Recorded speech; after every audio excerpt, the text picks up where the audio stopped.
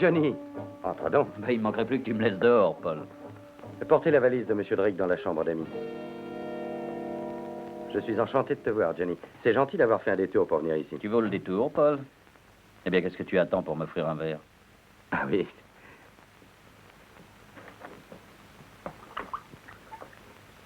Tu as très bonne mine. Ça doit venir de ce que je mène une vie impossible. Mais tu as toujours eu le don de foncer sur les embêtements au lieu de... À la tienne. À la tienne. Parlons de toi, Paul. Non, ne me raconte pas que les embêtements ont foncé sur toi. Ah. Il faut prendre les choses telles qu'elles sont. Oui, sans doute, tu as raison. Allons, Paul, assez de finasserie entre nous deux. On se connaît depuis trop longtemps et trop bien. Qu'est-ce qui se passe? Veux-tu me le dire à moi? Peut-être puis-je t'aider? Non, personne ne le peut. Rien n'est jamais si grave que ça, tu sais, Paul. Il s'agit de Cathy. Cathy, qu'est-ce qui lui arrive? Cathy.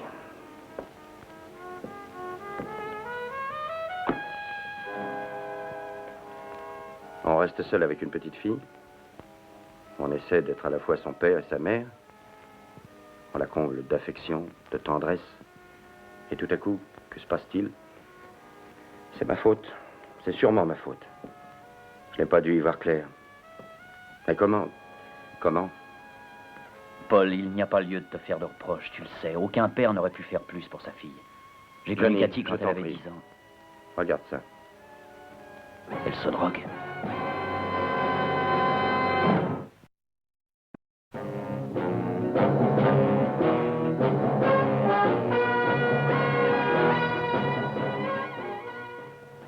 Tous les gouvernements ont leurs services secrets. En Amérique, c'est le CIA. En France, le 2e bureau. En Angleterre, le M15. L'organisation atlantique a le sien aussi. Dans les cas difficiles, on fait appel à moi ou à quelqu'un dans mon genre. Oh, je me présente. Je m'appelle Drake. John Drake.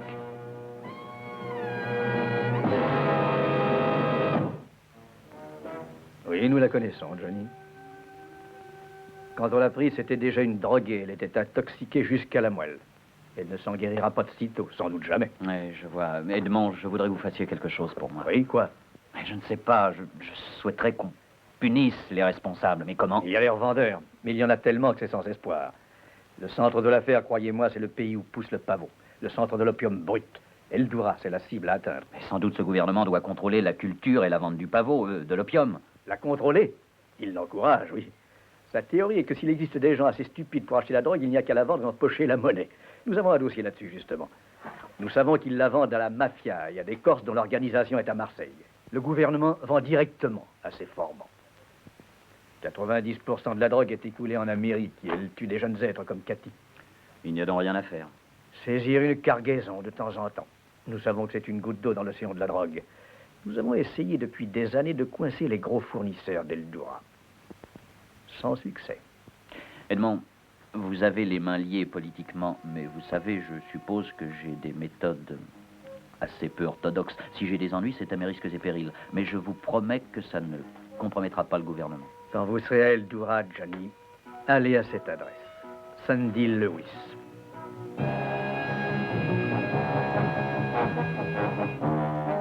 D'ailleurs, ici, on laisse le tabac aux enfants de 6 ans. Mes supérieurs m'ont chargé de vous renseigner sur la situation. Ce qui m'intéresse, c'est la liste des gros acheteurs spécialisés dans l'opium brut. Oui, la liste. Vous savez qu'il serait plus facile d'avoir la clé du rideau de fer? À votre avis, où peut-elle se trouver? Au ministère de la Santé. Il est tout simplement criminel qu'un gouvernement digne de ce nom vende de l'opium à des trafiquants. Tout ce qui est chose lucrative pour un gouvernement, et spécialement dans ce pays, devient automatiquement chose légale. Est-ce que vous avez essayé de prendre contact avec des employés du ministère? Monsieur Drake, vous croyez que nous sommes payés à ne rien faire? Vous croyez que nous passons notre temps assis en rond sur nos tabourets? On m'a recommandé de vous installer confortablement, Monsieur Drake. J'espère que vous serez content. C'est magnifique, mademoiselle. Puisque nous allons travailler de concert, souhaitons une longue vie à notre association, n'est-ce pas? Revenons à notre problème. Vous dites que vous avez essayé d'entrer en contact avec un employé du ministère de la Santé. Oui, très souvent, Monsieur Drake, mais sans aucun succès. Nous avons contacté les gens des services en question. Il est beaucoup trop dangereux pour eux de coopérer, même par intérêt, mais nous avons les photos des employés. Bon. Mais il est britannique, celui-là. plus britannique que les Britanniques. Que voulez-vous dire? Anglo-indien. J'ai l'impression qu'il est plaisant, inefficace, pompeux, et on ne peut plus agressivement anglais. Il se nomme Tom Aldrich. Quels sont ses états de service? C'est une relique du temps de l'Empire colonial. Il est resté quand les autres sont partis, réduit aux fonctions d'archiviste. Il se fait croire à lui-même qu'il détient tous les secrets du sérail. Il sauve la face. Oh, je vois qu'il a toujours sa cravate du collège. Ça quoi? Sa cravate de collège. En Angleterre, c'est une espèce de culte que pratiquent les anciens élèves. Ils portent leurs couleurs pendant tout le reste de leur vie. Est-ce que vous vous souvenez de ces couleurs? Oui, je crois. Assez joli, géranium et gris clair sur un fond presque noir. Mais je ne connais que ça, Southminster, l'un des plus grands collèges anglais.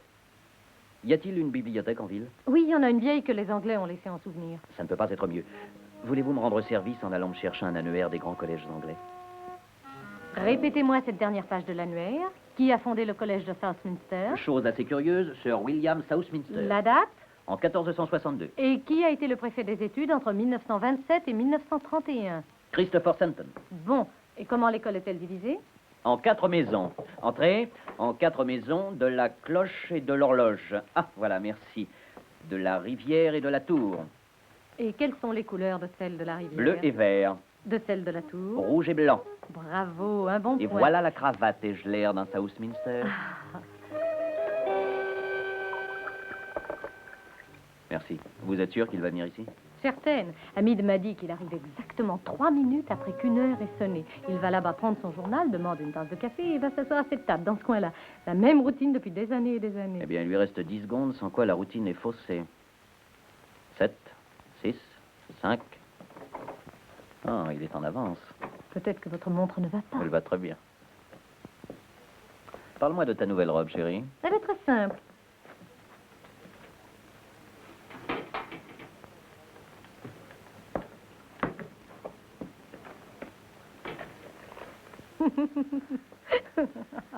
Oh, je suis certain que cette robe t'ira à ravir.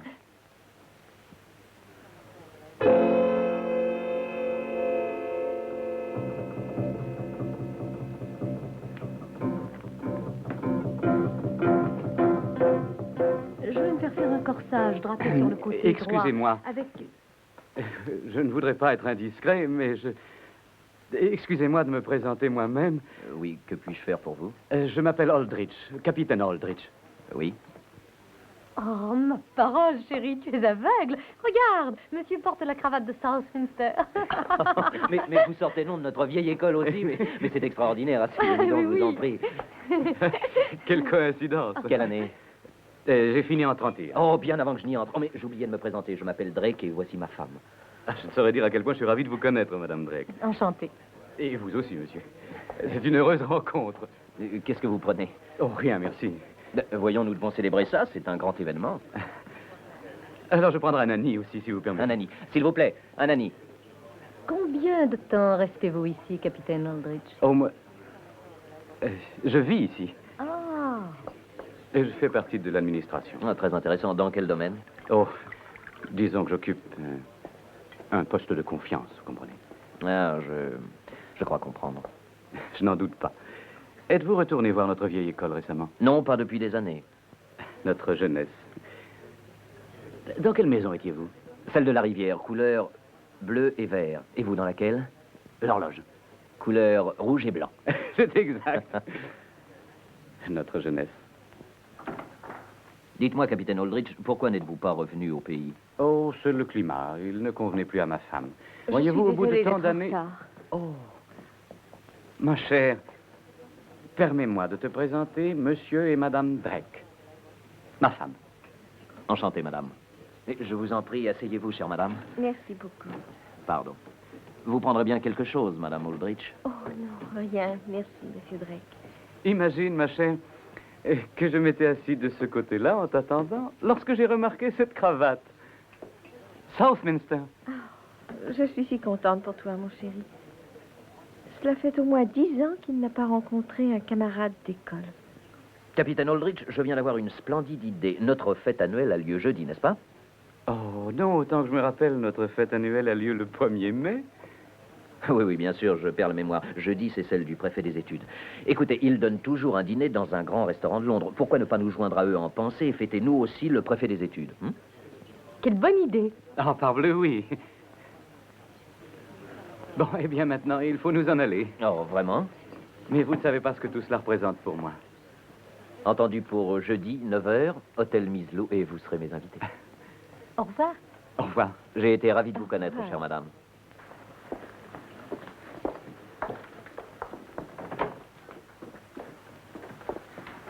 Ce que vous avez l'intention de faire à ce pauvre homme, c'est à vous donner froid dans le dos. C'est triste, très triste. Mais quand je songe à la petite Cathy, ça me laisse indifférent.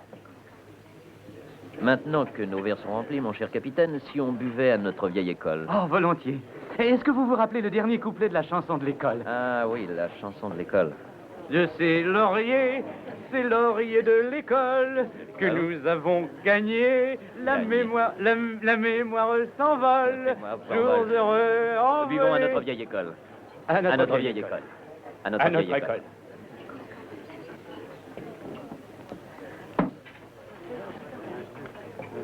Dans un sens, je ne vous comprends pas, capitaine. Un homme de tant d'esprit et d'initiative doit trouver l'administration très ennuyeuse. Oh non, sincèrement, non. J'occupe un poste de confiance. On ne pouvait se passer de nous autrefois et on ne peut pas se passer de nous aujourd'hui. Tenez, le vieux Fauzi, le ministre, ne prendra jamais une décision sans me demander mon avis. Oh, en vérité? Eh bien, puisque vous avez tant d'influence, vous êtes exactement l'homme que je cherche. C'est vrai? Oui, voyez-vous, je suis ici pour affaires et ma firme envisage de faire une offre pour enlever la construction du nouvel hôpital. Ah, vraiment? Au nom de nos vieux souvenirs, accepteriez-vous de me dire ce que les firmes rivales ont déjà proposé? Ah, je préfère croire que vous plaisantez. Mais oui, bien sûr. Il m'est plaisante. impossible de vous le dire avec le poste que j'occupe. Et voici justement mon ministre, Monsieur Fauzi Effendi. Ah, je suis vraiment ravi de vous voir.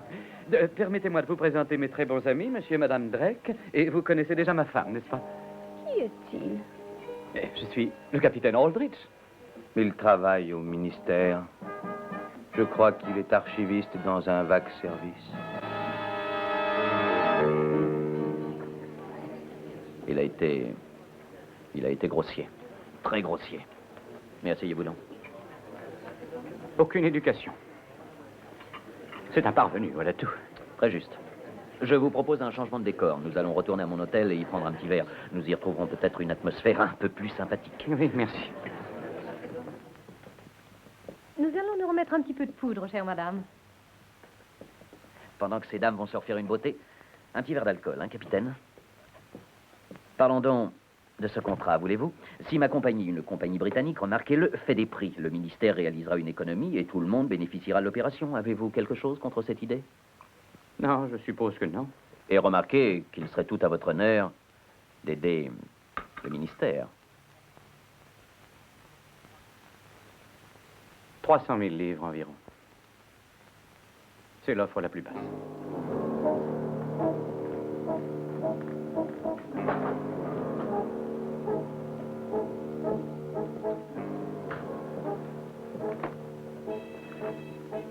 Pour vous? Non. Cela vous est dû. Non. Je vous ai donné cette information pour différentes raisons personnelles. Mais j'occupe un poste de confiance et je n'accepte pas de pot de vin. Bien sûr que non, mon cher. Qui donc y songerait? Mais pensez à votre femme. N'est-il pas temps que vous fassiez quelque chose pour elle? Oh, chère madame, votre mari et moi venons d'avoir une conversation très intéressante. Nous traitions une affaire. Encore un petit verre? Non, merci. Non, vraiment pas. Eh bien, puisque nous sommes tous prêts, je suggère que pour finir dignement cette soirée, nous allions dans un cabaret pour boire un verre ou deux, ou peut-être 3. Vous oubliez quelque chose, capitaine. Eh bien, allons-y. Après vous, chère madame. Vous ne croyez pas qu'il vaudrait mieux déposer ça dans le coffre, capitaine? Oh, mais mon cher ami, mais j'ai fort envie de payer ma part des réjouissances. Mais non, mais pas du tout, vous n'y pensez pas. Voulez-vous mettre ça dans le coffre, je vous prie? Merci beaucoup. Allons joindre ces dames, je vous en prie, capitaine.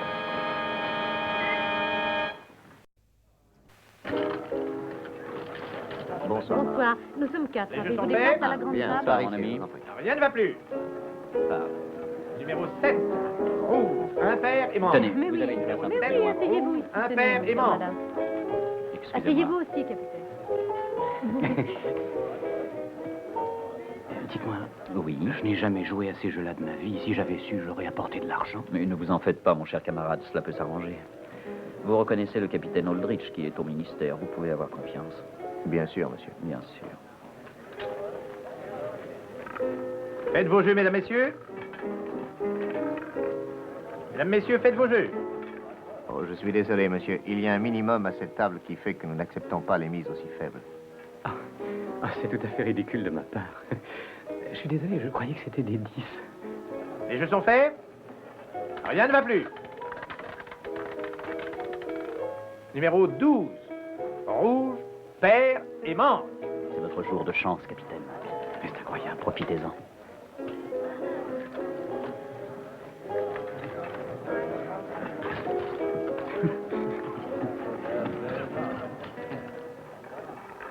La chance ne durera pas. Elle n'a pas le droit de durer au Club Azor. Pauvre capitaine. Il n'avait pas besoin d'encouragement. Il était pris par le démon du jeu. Il perdit tout. Numéro 27. Rouge, impair et passe. Les jeux sont terminés. Mesdames et messieurs, les jeux sont finis pour ce soir. Mesdames et messieurs, les jeux sont finis pour ce soir. Vous devez être fatiguée, Madame Aldrich. Je vous reconduis chez vous. Je vous remercie beaucoup, cher Pas de ami. chance, mon cher ami. Ça fait toujours passer le temps. On ne peut pas gagner à tous les coups. Vous partez, monsieur Aldrich? Oui. Voilà votre compte. Comment? 12 000? Mais ça n'est pas possible. Mais vous pouvez payer. Et bien sûr, il peut payer. Je me suis renseigné. Votre ami n'est qu'un employé. Ne soyez pas insolent, vous serez payé. Monsieur Aldrich a laissé une somme considérable d'argent à mon hôtel. Alors je suggère que nous allions la chercher. Oui, si vous voulez.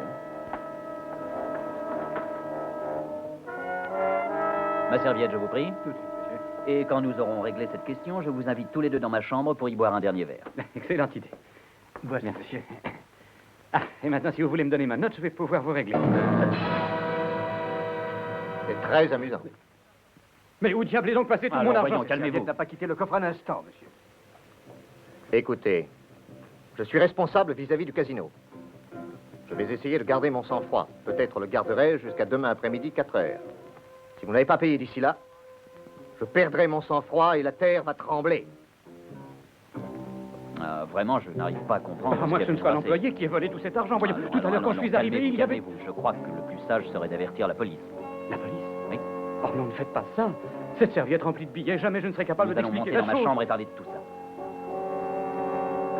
Il y a quelqu'un à la réception qui a échangé les billets contre les morceaux de papier. Je ne sais pas comment ça s'est fait, mais je vais faire une enquête, bien sûr. Mais cela va prendre du temps, et je crains fort que le temps ne soit ce qui nous fasse défaut. Qu'est-ce que vous me conseillez? Demandez à monsieur le ministre Fauzi à titre amical de vous prêter cet argent. Oh non, je ne peux absolument pas faire ça. Ah oui, c'est très délicat. Ah, j'y suis, j'ai un ami qui serait susceptible de vous prêter cette somme. Je ne peux pas me permettre d'emprunter à un étranger. Et de plus, comment me débrouillerais-je pour le rembourser? Vous n'auriez pas à le rembourser, vous le gagneriez. Gagner? Comment? En me remettant la liste des personnes qui achètent en gros de l'opium brut au gouvernement. De l'opium? Mais est-ce que vous avez conscience de ce que vous me demandez là? Oui. Vous me demandez de trahir un secret. Vous savez que j'occupe un poste de confiance Écoutez, et ma j'en ai loyauté... assez de votre confiance et de votre loyauté.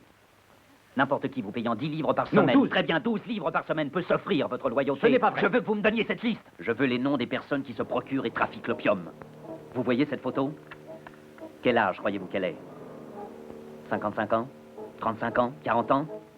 Eh bien, je la connais depuis l'âge de 10 ans et elle n'en a que 21. Et voilà ce que votre loyauté a aidé à faire. Très bien. Je veux cette liste. Et je veux la voir dès demain.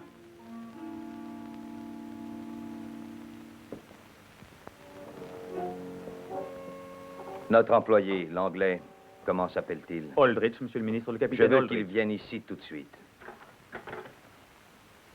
Passez-moi les archives. Les archives, envoyez le capitaine Aldrich immédiatement au bureau de monsieur le ministre. Monsieur le ministre a passé une bonne soirée? Non, j'ai eu une indigestion. Ah, il est allé à la salle des classeurs. Qu'est-ce qu'il fait dans cet endroit? Faites-le sortir de là. Appelez-le au téléphone immédiatement. Je l'ai vu hier soir, avec un étranger. Champagne, caviar. Il avait l'air de bien s'amuser, je n'aime pas ça. Il a quoi? Il est sorti du ministère? Il est sorti. Donnez-moi ce téléphone. Passez-moi le portier. Si jamais il a... Le portier? Est-ce que le capitaine Aldrich vient de sortir? Quand? Il a emporté quoi? Envoyez-moi le détective de service tout de suite à mon bureau. Il est sorti en emportant des dossiers strictement confidentiels, ceux des statistiques d'agriculture. Ne vous inquiétez pas pour ces dossiers, Aldrich. Nous les remettrons en place sur le champ et personne ne se doutera que nous y avons touché. Voyez-vous, c'est une chose curieuse, mais rien ne m'inquiète plus. Je sais ce que ça va signifier pour moi. Et pour ma pauvre femme. S'ils s'en aperçoivent. L'autre nuit, après votre départ, je n'ai pas pu m'endormir.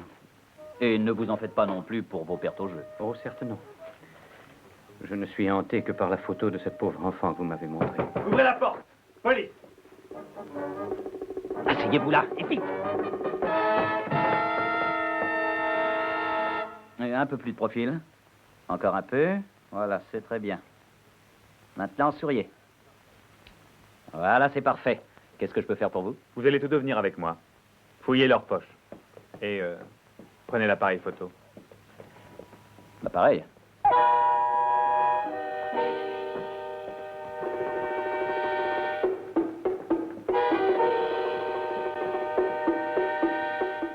Alors, vous n'aviez pris ces listes que pour travailler le soir, n'est-ce pas? Mais cela n'a rien d'anormal. Et ça?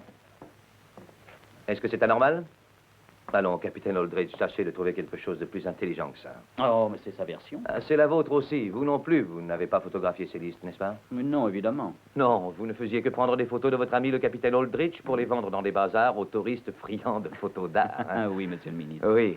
Très grave accusation contre vous, monsieur Drake. Espionnage, ça vaut au moins 10 ans. Et vous, capitaine Aldrich, une fois que ces négatifs seront développés, vous serez ce qu'on appelle un mort sans gloire. Ah, voici 2 jolies épreuves toutes fraîches. Nous allons voir ça, hein? Qu'est-ce que c'est que ça? Ah, regardons un peu si elles sont bonnes. Oh, mais elles sont très réussies, excusez-moi, je vous prie. Regardez, celle-ci est très très bien. Elle a été prise au 250e. Ah, et tenez, en voici encore une très très bien éclairée. Tenez, en voici encore une de vous, capitaine Aldrich. Regardez, vos hommes ressortent très bien au second plan, monsieur Fawzi. Ça suffit. Je ne sais vraiment pas ce que vous avez combiné avec cet homme, mais j'ai tout mon temps pour le découvrir. Ça vous coûtera au moins 20 ans de bagne. Je considère que ça n'est pas trop cher payé, monsieur Fawzi, pour retrouver le respect de soi-même. Et vous allez quitter ce pays dans les 24 heures. Oh, voyons, si vous aviez un tant soit peu d'affection pour moi, vous ne m'en donneriez que 12. Mais avant de partir, j'aimerais avoir un entretien avec vous au sujet du nouvel hôpital que votre ministère fait bâtir. À propos de l'hôpital? Il paraît que l'offre la plus basse pour entreprendre la construction est de 300 000 livres. Elle est de 440 000. Attendez dehors. Capitaine Aldrich, vous devez vous rappeler que nous avons parlé de ça l'autre jour. Est-ce que vous ne m'avez pas affirmé que l'offre la plus basse provenant d'une compagnie française était de 300 000 livres? C'est exact. Et ne m'avez-vous pas dit aussi que l'offre de 440 000 livres avait été faite par la société irakienne d'entreprise? Oui, c'est vrai, monsieur Drake. Et est-ce que cette société irakienne d'entreprise n'appartient pas à un de vos cousins germains, monsieur Fawzi?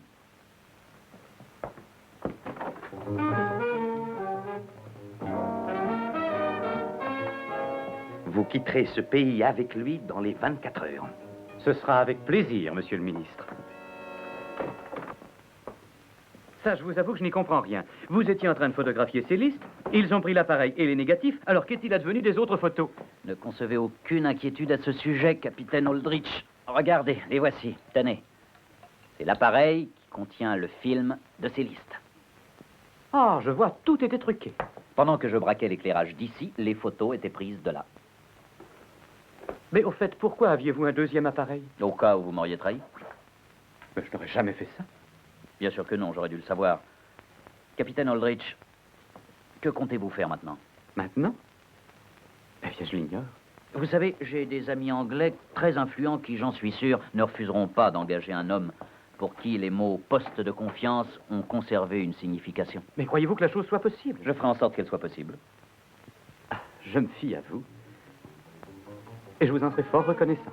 Mais il y a une chose que je voudrais vous demander, cependant, monsieur Drake. Oui? Alors, promettez-moi de ne plus jamais porter cette cravate. D'accord, capitaine Aldrich, après vous.